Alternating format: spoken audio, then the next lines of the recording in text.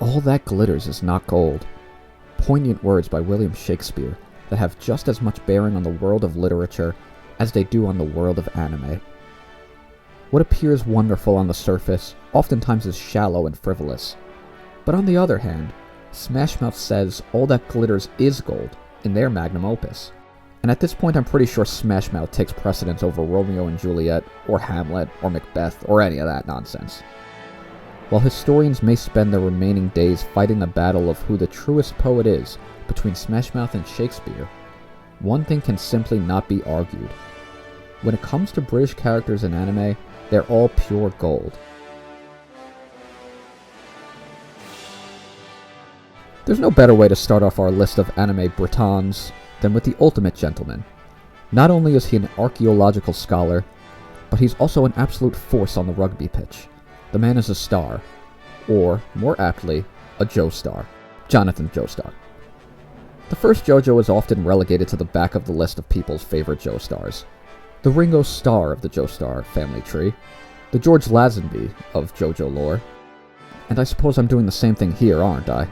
But you know what? This vampire hunting gent takes us on a tour of 1800s England, and really that's all we can ask for here. You know, Bram Stoker and the story of Dracula are probably the reasons we have such a fetishized vampire culture these days, so you can solely thank that Irishman for the existence of JoJo's Bizarre Adventure. Without old Bram, we may not have ever been given the chance to watch Jonathan slice through flamboyant vampires on his way to saving all of England. Imagine a world without Dio and Speedwagon. I shudder at the thought. There was no easier or more obvious choice on this list for me than Jonathan Joestar. He's named after John Lennon, he plays rugby.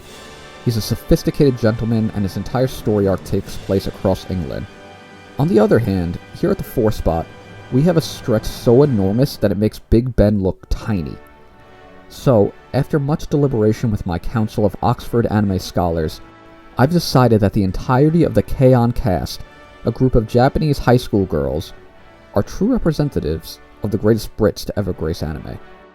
They're basically the Beatles, let's be honest. And in the penultimate K-On! Performance, the girls of Afternoon Tea Time put on the performance of a lifetime. In London. That's right, the crossover hit we didn't know we needed.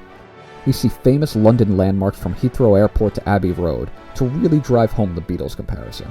Granted, there are 5 girls here compared to the Fab 4 of the Beatles, but in reality, Azunyan is basically the Pete Best of Afternoon Tea Time, the forgotten 5th Beatle that not even the band remembers exists.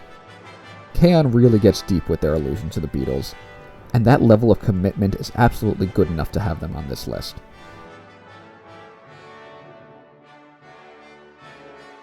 At England's Luna Nova Academy, there are witches from all over the world. And most of those witches are complete and utter morons. Between the American witch and the Japanese witch, we'd be lucky if the two combined for an IQ over 70. I mean, they're so stupid they think the London I is the 9th letter of the alphabet. But not all of these witches can be bumbling idiots, and that's where Diana, of the famed and prestigious Cavendish family, comes in. Diana is your classic tea-drinking, uptight, snooty, rich Brit. She's all about status. She knows she's rich, she knows she's smart, and everyone else knows she's rich and smart. Sorting Hat wouldn't even need to sit on her head before tossing her into Slytherin. The legacy of her prestigious family follows Diana everywhere. They might as well be members of the royal family, except with far less backstabbing. Some backstabbing, but less. For as snooty as she presents, however, Diana does have many good traits. She's not constantly dumping on Luna Nova Academy despite all of its brain-dead students. No, she genuinely wants all the other students to do well. She expects the best out of the witches of the world. And if you're going to disgrace the grounds of Luna Nova, then Diana will give you the Prince Harry treatment. Straight up dump you out of the family.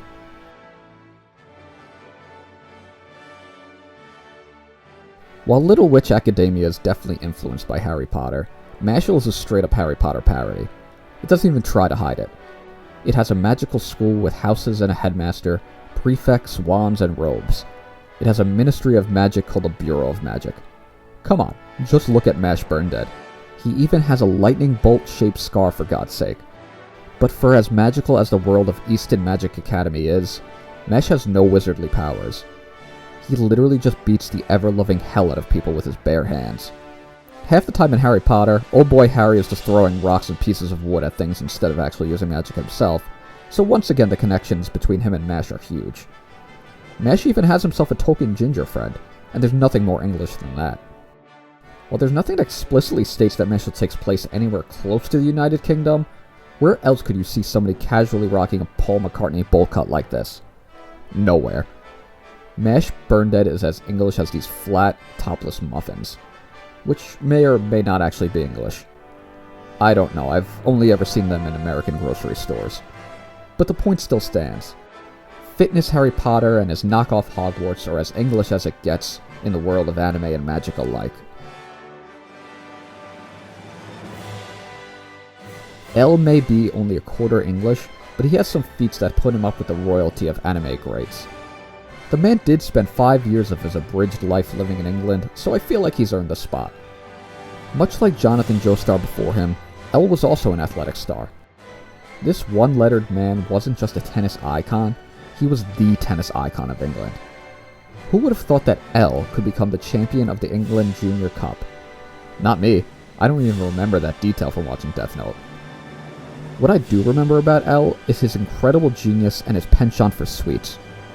Most of my knowledge of English culture comes from watching the Great British Bake Off with my wife, who is also a quarter English, so I'm going to assume that loving sweets and baked goods is a huge part of their country's infrastructure.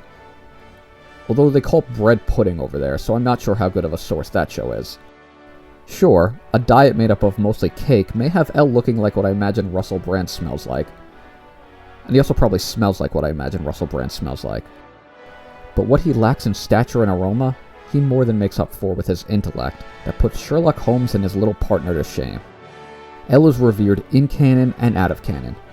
In his world, he is considered the genius, the hope of society. In our world, he is a beloved anime character, and, as such, an icon on par with the Queen herself, and Queen itself.